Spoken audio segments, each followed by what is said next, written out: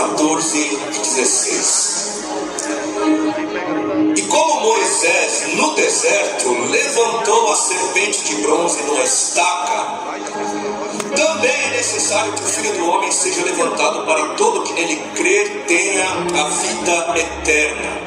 Porque foi desta maneira que Deus amou ao mundo. Ele deu o seu Filho unigênito para que todo que nele crer não pereça, mas tenha a vida eterna. Agora eu vou ler 1 Coríntios capítulo 1, versículo 18, palavras escritas, inspiradas ao apóstolo Paulo. Pois a mensagem da cruz é loucura para aqueles que estão perecendo, mas para nós que estamos sendo salvos é o poder de Deus. E mais para frente, logo na sequência, ele continua em 1 Coríntios 2:2. Pois decidi nada saber entre vocês, a não ser a Jesus Cristo e esse crucificado. Senhor, mais uma vez nós te pedimos, Senhor, ouvidos para ouvir, um coração, uma mente capaz de discernir, de compreender, de apreender aquilo que o Senhor tem a dizer. Os nossos corações são teus, Senhor. Nós baixamos a nossa guarda para aquilo que o Senhor tem a dizer. Fala conosco apesar das palavras humanas. Fala conosco de forma que só o Senhor é capaz de falar.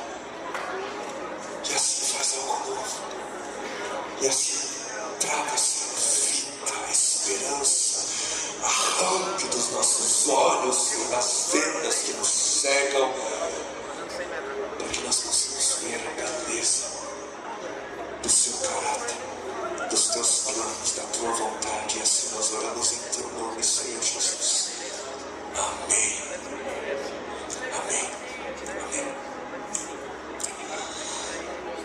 A Bíblia nos diz lá em Apocalipse, no capítulo 3, versículo 8, que Jesus, o Cordeiro de Deus, ele foi morto antes da fundação do mundo, antes da criação do mundo, muito antes da nossa existência. O destino de Jesus já estava escrito, já estava traçado. Antes de Deus dizer haja luz, ele já havia declarado haja cruz. E quando Deus então ele cria a humanidade, ele antes aceita morrer pela humanidade e aceitou morrer numa cruz.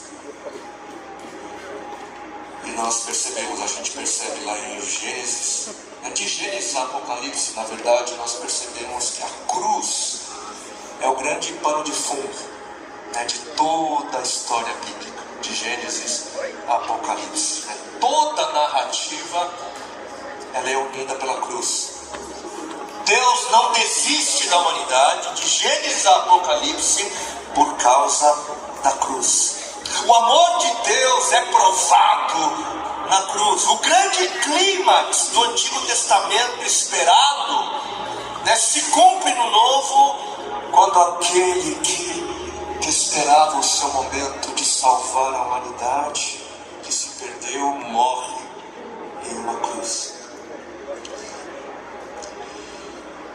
Nessa história bíblica, nós vamos perceber que o lugar da nossa perdição se torna então o lugar de morte e salvação de Cristo. O nosso lugar de rebeldia se torna o lugar da sua entrega, do seu martírio. Porque nós pecamos diante de uma árvore e Jesus foi crucificado e morto no madeiro. Pecamos diante do madeiro e Jesus morre pendurado no madeiro. E não foi sem razão, eu creio profundamente que não foi sem motivo que no glorioso roteiro das Escrituras, não foi sem razão que Jesus, ele cresceu sendo treinado para ser carpinteiro.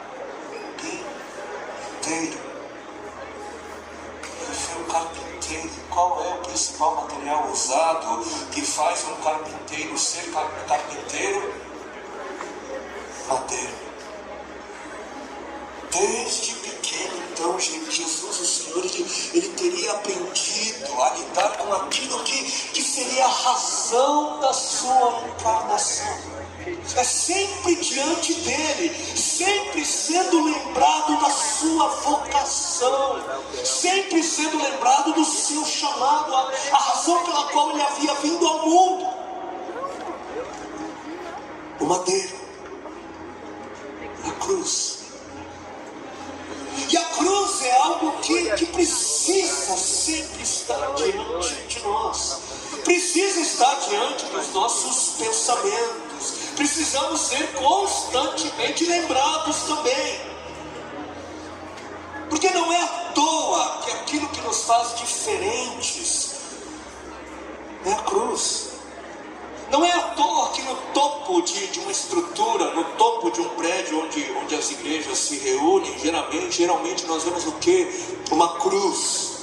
Porque a cruz é a nossa identidade, a cruz é o nosso chamado, a cruz é central no Evangelho. Tudo o que se diz cristão tem que passar pelo crivo da cruz. Para ser de Cristo, tudo o que se diz cristão precisa passar pela aprovação da cruz.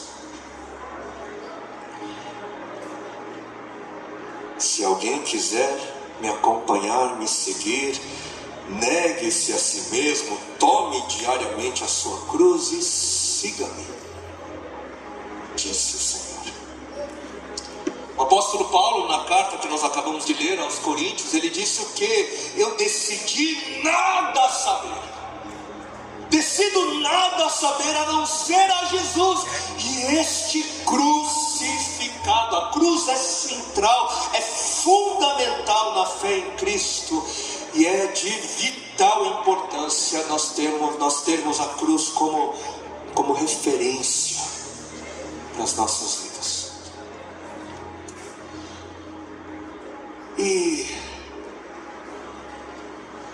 hoje, por conta do tempo, eu vou fazer aqui algumas abreviações, mas para aqueles que tiverem interesse depois de saber mais dessa mensagem, ela também pode ser encontrada na internet, a cruz. Mas quando nós olhamos para a cruz, algumas coisas ficam bastante claras. Primeiro, algo que fica muito claro com a cruz é o Jesus a quem a Bíblia descreve como sendo a expressão exata de Deus. A cruz deixa muito claro qual é o Jesus que deve ser adorado. E eu digo isso intencionalmente, vocês vão entender logo mais o porquê. A Bíblia diz em Hebreus capítulo 1, versículo 3, que Jesus é o brilho da glória de Deus e Ele é a expressão exata do seu ser. Jesus é a expressão exata de Deus. Se alguém quer conhecer a Deus como Ele é exatamente, basta olhar a Jesus. Porque olhar para Jesus é olhar para Deus. Mas infelizmente, ou felizmente, nem todo Jesus é o Jesus que a Bíblia declara como sendo a expressão exata de Deus. Eu repito, nem todo Jesus é o Jesus que é a expressão exata de Deus. E nem todo Jesus é o Jesus das Escrituras. Porque inclusive o principal problema no coração da humanidade, desde a queda, nosso principal problema é a idolatria. Idolatria é muito mais do que se curvar diante de uma imagem ou diante de uma escultura. É muito mais profundo. Idolatria é submeter a pessoa de Deus ao nosso entendimento. É que vem de quem a gente é e não da sua revelação. Idolatria é fazer Deus conforme nós somos, conforme o nosso achismo, o meu pensamento, a minha crença. Eu aprendi assim, eu acredito assim. Deus nos criou para sermos conforme a sua imagem e semelhança, mas a idolatria faz com que nós façamos Deus conforme a nossa semelhança, segundo o que nos é conveniente.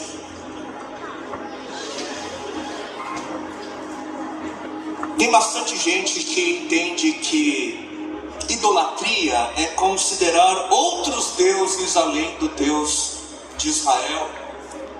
Isso também faz parte, mas em muitos casos não é bem esse, porque idolatria também é fazer o Deus de Israel, Yahweh, um Deus segundo as nossas preferências, segundo as nossas conveniências. E para ilustrar isso, quantos aqui se lembram do episódio do bezerro de ouro? Um episódio bastante famoso, bastante conhecido lá, descrito em Êxodo capítulo 32. Moisés, ele havia subido ao monte para falar com Deus. Ele não teve pressa para descer, ou Deus não teve pressa para liberar o profeta. E o povo que estava esperando lá embaixo, impaciente, pressiona Arão para fazer Deus se manifestar. E aqui a gente já percebe indícios de idolatria no coração daquele povo, porque no entendimento desse povo, Deus não poderia levar o tempo que ele quisesse para se manifestar. E na concepção de Arão, no entendimento desse líder que dá o que o povo pede e não o que o povo precisa, no entendimento dele, Deus não poderia deixar de se manifestar. Tinha que ser quando e como o povo queria. Um Deus segundo o coração deles. E Arão, então, pressionado pelo povo, ele faz o quê? Funde, faz um bezerro de ouro.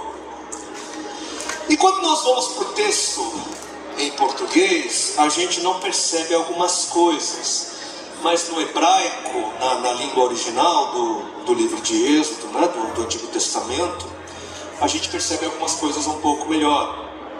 Porque quando Arão ele apresenta o bezerro de ouro, não sei quantos aqui perceberam o que ele fez. Ele faz o bezerro de ouro e apresenta o bezerro de ouro, e ele diz o quê? Ele usa o nome de Deus, Yahweh, o nome do Deus de Israel, Jeová.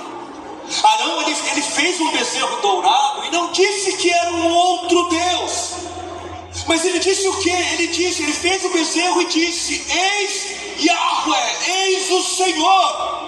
Adorem o bezerro reluzente. Este é o Deus de Israel, Yahweh. Depois percebam lá, Êxodo 32. E é preciso, gente, queridos e queridas, é preciso muito cuidado, porque para ter a nossa fé autenticada, para ter a nossa fala autenticada, para autenticar a nossa reza, não basta apenas pronunciar o nome de Jesus, ou o nome Jesus. Produzir um bezerro de ouro, criar um ídolo no coração e chamar ele de Jesus, é tão idolátrico quanto dizer que o bezerro de Arão era Yahweh, era Elohim.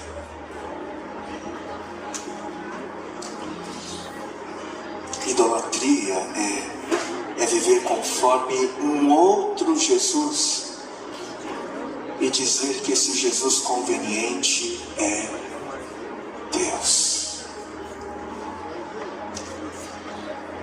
O Nosso coração é uma fábrica de ídolos, já disse o profeta. Fazemos deuses conforme as nossas expectativas, os nossos desejos carnais. Fazemos ídolos e chamamos todos eles de Jesus. E a cruz, ela traz extrema clareza sobre quem é o Jesus revelado nas Escrituras. A cruz mostra com muita clareza quem Deus é exatamente. E se o Jesus a quem você adora não é o Jesus revelado nas Escrituras, se o Jesus a quem você adora carregou a sua cruz, mas não te chama para fazer o mesmo, se o Jesus a quem você adora atende todas as suas expectativas, faz total sentido para você e permite com que você viva do jeito que você quer, sem que isso te custe tudo, esse Jesus é um ídolo. É um Deus conforme as suas conveniências. É um Deus segundo a sua imagem, o seu pensamento, a sua semelhança. Um Jesus sem cruz não é o Jesus revelado nas Escrituras. Uma igreja sem cruz não é a igreja do Jesus revelado nas Escrituras. Um discípulo ou uma discípula que não carrega a sua cruz não segue o Jesus revelado nas Escrituras. E um evangelho sem cruz não é o evangelho que é o poder de Deus para salvar todo aquele que crê. Não. Jesus que eu quero é reluzente como ouro. Brilhante. E Ele me faz andar em prosperidade, em riqueza, sem doenças, sem problemas, muito menos os problemas dos outros. Estou fora.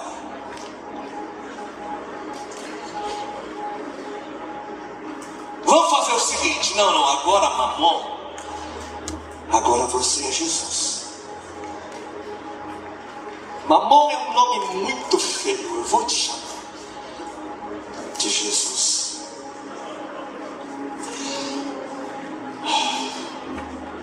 É com pesar que eu compartilho isso, queridos. Porque bezerros de ouro ainda são criados. Dão a todos eles o nome de Jesus, continuando a alimentar corações idólatras.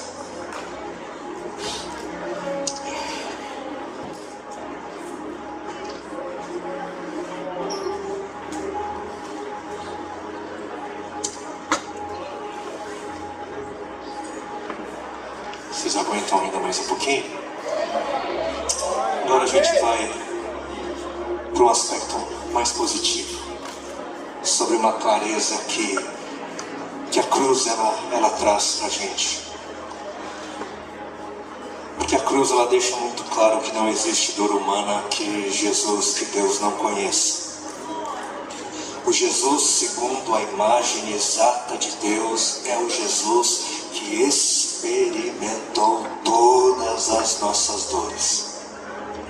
E é na sua dor, é justamente no sofrimento de Cristo Jesus que nós encontramos cura, que nós somos sarados. Nas feridas de Jesus, na cruz, Ele levou a nossa maldição.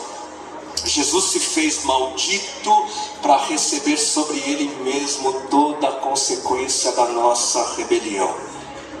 Na cruz, o inocente morreu no lugar do rebelde.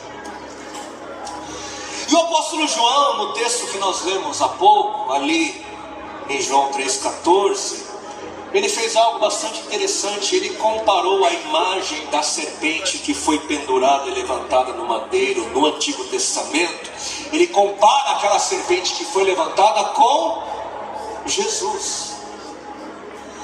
E para aqueles que não conhecem a história de Moisés, levantando a imagem de uma serpente, isso lá em Números, no capítulo 21, resumindo, por causa da rebeldia no coração do povo, muitos estavam morrendo por picadas de serpentes venenosas. Muitos, e isso gerou desespero, isso gerou medo, e o povo então passou a buscar, clamar a Moisés, para que ele clamasse pela misericórdia de Deus. E Moisés faz isso, e Deus responde a Moisés, mas a resposta que Deus dá a Moisés foi uma resposta não esperada. Porque primeiro, Deus ele não livra o povo das serpentes. Talvez seria a maneira que muitos esperariam que Deus resolvesse a situação. Porque se existem cobras venenosas picando e matando o povo, que as cobras sejam eliminadas do meio, que elas sumam do nosso meio. Se existe alguma dor, se existe alguma luta, que as dores e as lutas sejam eliminadas de nossas vidas. Mas Deus não faz isso. Deus não fez isso. As cobras, elas continuam existindo. Elas continuaram picando e gerando dor, assim como as lutas continuam existindo nas nossas vidas. E a segunda coisa, a segunda resposta inesperada de Deus, foi então que Deus mandou Moisés fazer uma imagem de uma serpente e levantar ela pendurada no madeiro. Mandou fazer uma imagem justamente daquilo que estava causando morte, medo e dor. E a cura para todo medo, a cura para morte e dor, seria olhar para o objeto causando morte, olhar para o objeto causando medo, erguido e pendurado no madeiro.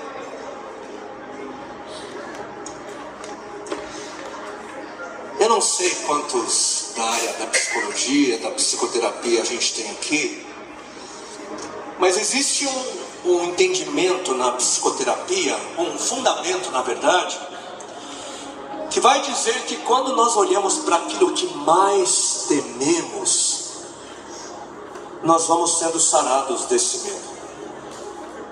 Quando a gente olha, quando a gente avalia, quando a gente pensa naquilo que nos paralisa de medo, com o tempo a gente vai adquirindo recursos para lidar com aquilo que provoca em nós pavor.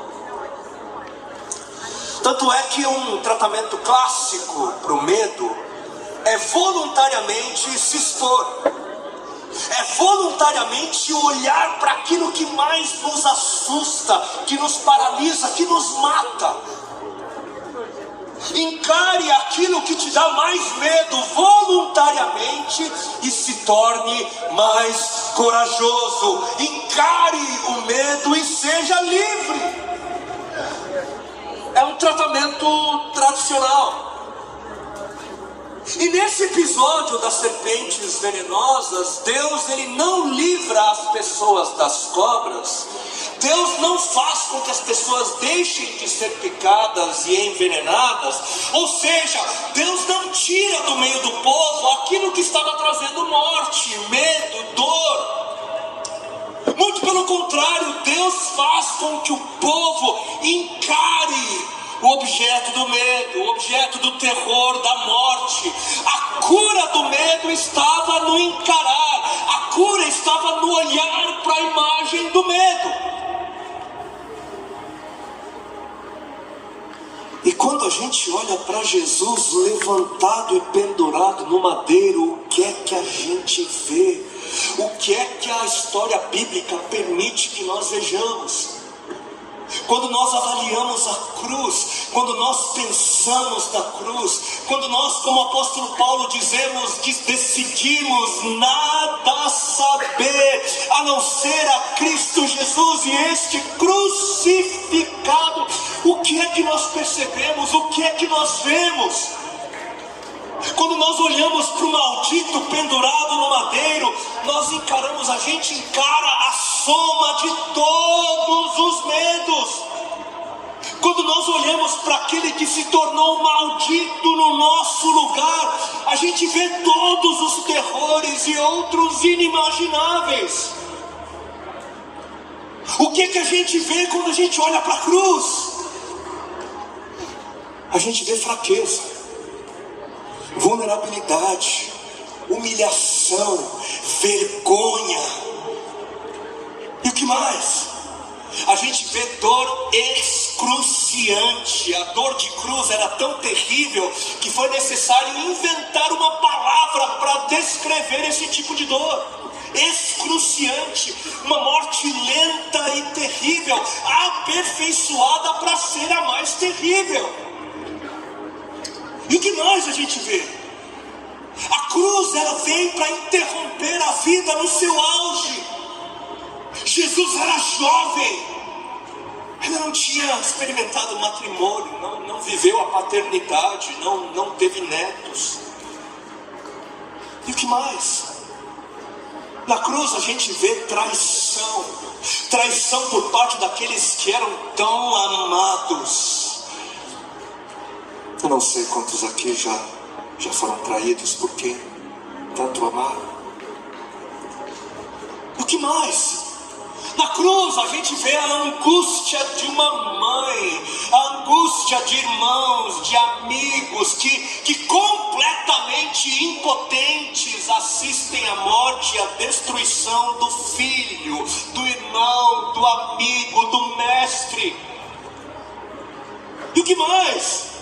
A gente vê o ódio da multidão, a gente vê a fúria, a perseguição, o cancelamento, a incompreensão, a impopularidade, a difamação. E o que mais? A gente vê o pior tipo de injustiça. Jesus era inocente, tudo aquilo que ele tinha feito foi para ajudar pessoas. Ele era bom, ele era justo, doce, amigo, mas foi condenado de forma injusta, vítima de um julgamento corrupto e arquitetado. E o que mais? Na cruz a gente vê o pior tipo de abandono, a pior das rejeições. Na cruz o filho é abandonado por seu pai. E segundo especialista, não existe abandono pior. Por que me abandonaste, Jesus bradou naquela cruz? E nós sabemos o motivo. Porque ele havia se tornado um maldito. Ele havia se tornado a soma de todos os pecados. Ele havia se tornado a soma de todas as traições, a soma de todos os abandonos, a soma de todas as injustiças. Ele havia se tornado a soma de todos os medos. Mas na cruz nós vemos o quê? Nós vemos o amor de Deus. Na cruz nós vemos o amor daquele que preferiu ser maldito no meu e no seu lugar. Na cruz nós vemos um Deus que fez de tudo para poder dizer: eu entendo o seu medo, eu entendo a sua dor, porque eu sei o que é ser abandonado, eu sei o que é ser rejeitado, eu sei o que é ser traído, eu sei o que é ser humilhado, envergonhado, eu sei o que é experimentar dores inimagináveis.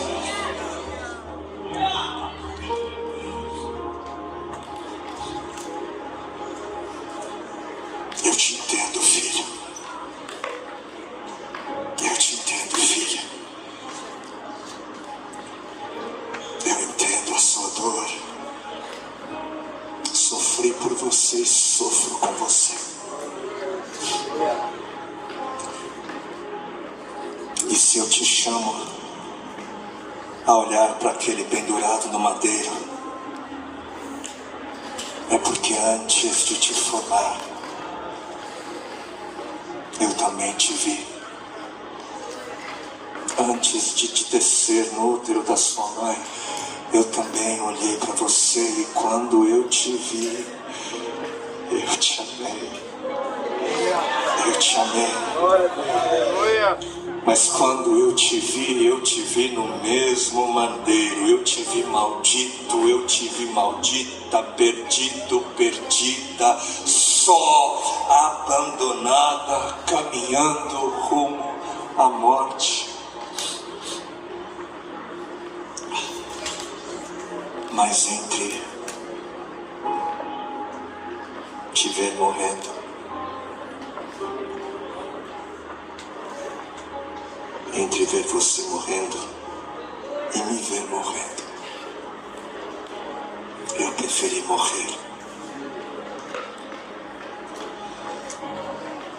E esse é o Jesus, a expressão exata de Deus. Olhar para esse Jesus é olhar para Deus. Glória a Deus! Vamos orar? Vamos curvar as nossas cabeças, se isso te ajudar. Se perceba diante daquele que passou por tudo que ele passou, para revelar sim o seu caráter, revelar o tamanho da nossa perdição.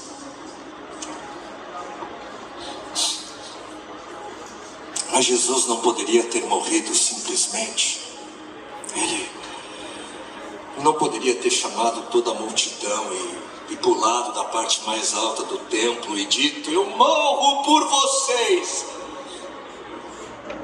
Não poderia só ter pulado. Não. E por que não? Porque a traição foi necessária.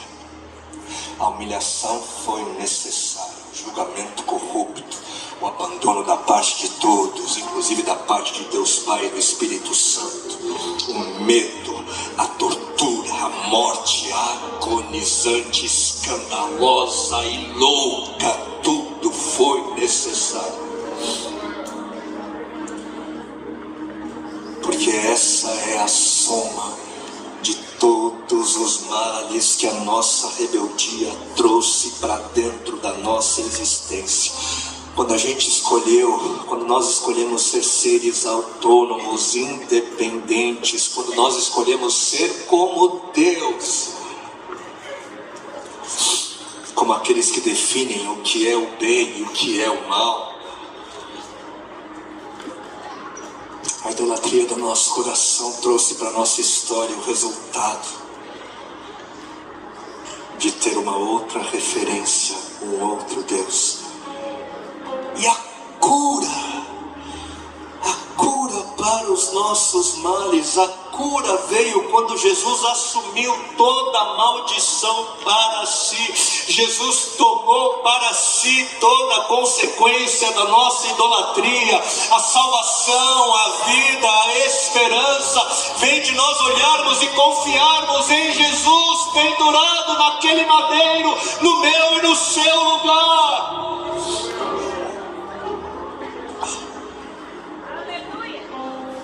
Olhe para Jesus e seja sarado.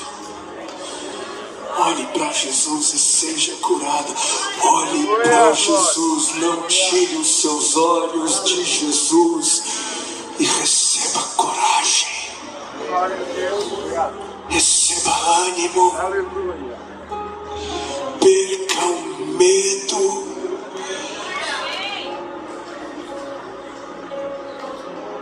E ouça o seu chamado para carregar a sua cruz e fazer o mesmo.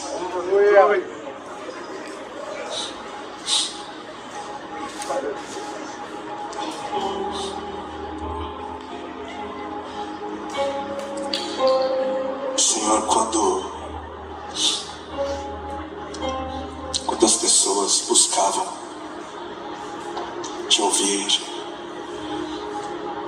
especialmente lá no início, muitos vinham por outras expectativas e eram surpreendidas por tua palavra de vida e de esperança. E eu penso, Pai, que hoje também Alguns dos meus amigos aqui vieram por outras expectativas e a minha oração é que eles tenham tido encontro com o Senhor, ouvido a tua voz. Aleluia!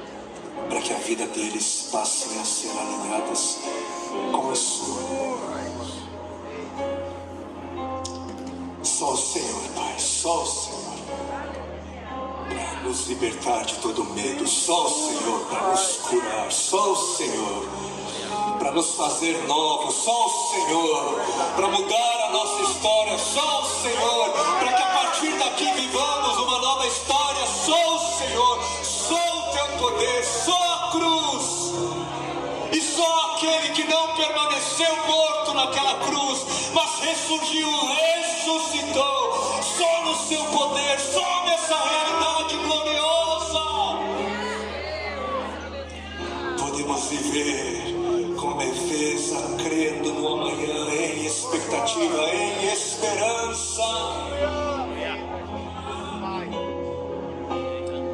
E você hoje, a partir daquilo que você ouviu, a partir de algo que você compreendeu, se você entendeu que conhecia um outro Jesus, se você entendeu que vivia segundo um outro Jesus, se você entendeu que você vive ou vivia na expectativa de outros Jesus,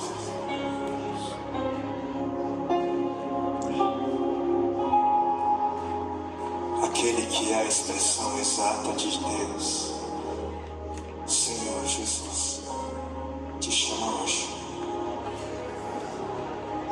Te chama hoje para alinhar a sua vida com a vida dele.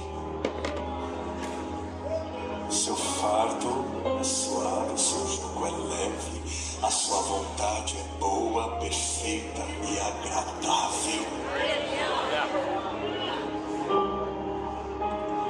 Sim, é custoso, é penoso, o caminho é estreito.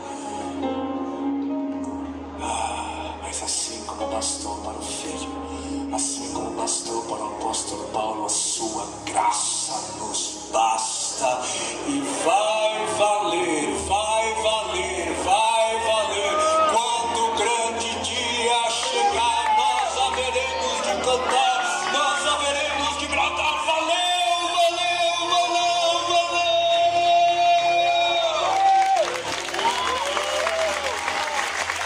Vivemos por esse dia, aguardamos por esse dia, para que não sejamos esse dia surpreendidos, para que quando o grande dia chegar, nós ouçamos: servo bom e fiel, filha minha fiel.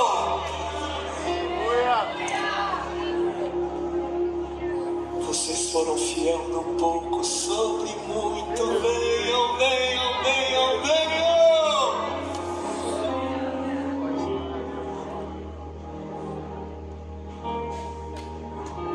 Ajuda-nos, Senhor, a corresponder à sua voz. Ajuda-nos, Senhor, a corresponder à tua palavra. Ajuda-nos, Senhor, a te conhecer.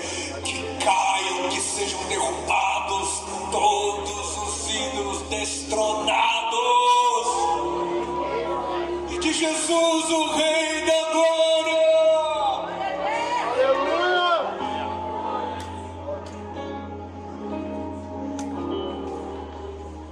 Que nos deixou o exemplo de vida.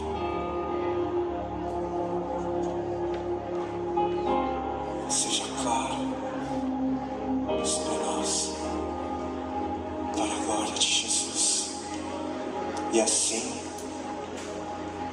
para que o mundo ao nosso redor cante a canção que nós também cantamos.